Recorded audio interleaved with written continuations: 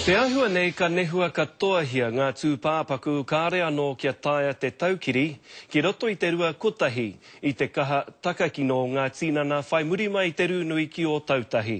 Ko tahi rau e 62 ngā tūpāpaku i whakaingoatia ngā pirihimana, engari te kaumārua he ai ki te kai whakamātautau tūpāpaku e kore e taia te ki ko wai rātau. And why the uncertainty? Because what the team out at Burnham Military Camp are working on now is a painstaking process of going through essentially body fragments to see if there's anything they can extract DNA from, or sometimes work some miracles with dental identification with the odontologists. I roto katoa ngā tūpāpaku nei te whare pakihi o CTV, nā heita te kaiwhakamātautau tūpāpaku anō, aha kua kai te ngākau nuia ki te whakahoki atu i ngā tūpāpaku nei ki o rātau whānau, he oi ka nehua pēr rātau pērā i era i mate ki Erebus.